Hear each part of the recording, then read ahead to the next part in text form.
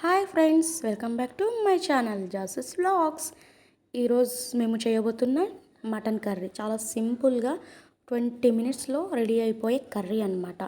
మనకి ఒక కుక్కర్ పెట్టేసుకొని కుక్కర్లో ఆయిల్ వేసేసి అందులో ఆనియన్స్ వేసేసి దూరగా ఫ్రై చేసేసుకున్న తర్వాత అల్లం వెల్లుల్లి కోకోనట్ పేస్ట్ వేసేసి అది కూడా ఫ్రై చేసేసుకోవాలి. ఫ్రై చేసేసుకున్న మటన్ వేసేసి మనకి సాల్ట్ తగినంత, టేస్ట్కి తగినంత సాల్ట్ వేసేసేయండి. తర్వాత కొంచెం టర్మరిక్ పౌడర్ వేసేసేయండి. 1/2 table spoon of turmeric powder, 3 table spoons of కారం.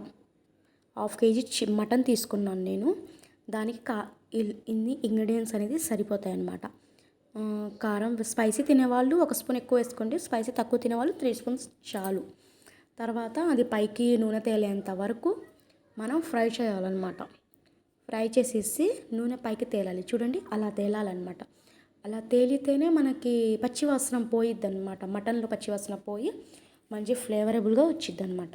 తర్వాత వాటర్ వేసేసి అందులో ఇంకా ఒక 5 or 4 విజిల్స్ రావాలి. ఒక 5 or 4 విజిల్స్ వచ్చిన తర్వాత మనము మటన్ అనేది రెడీ అయిపోద్ది అనమాట. వేడి వేడి అన్నంలో వేసుకొని తింటే సూపర్ ఉంటుంది. ట్రై చేయండి ఒకసారి అందరూ. Please like, share and subscribe my channel. ఓకేనా? ఇప్పుడు చూడండి రెడీ అయిపోయిన తర్వాత మటన్ పట్టుకుంటే మెత్తగా ఉంటుంది, అలా స్మూత్గా సాఫ్ట్గా ఉంటుంది. చాలా అంటే చాలా బాగుంటుంది, టేస్టీగా ఉంటుంది.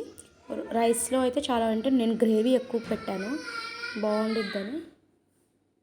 ఓకేనా? అంతే, మనకి రెడీ అయిపోయింది. Please like, share and subscribe my channel. हो गया.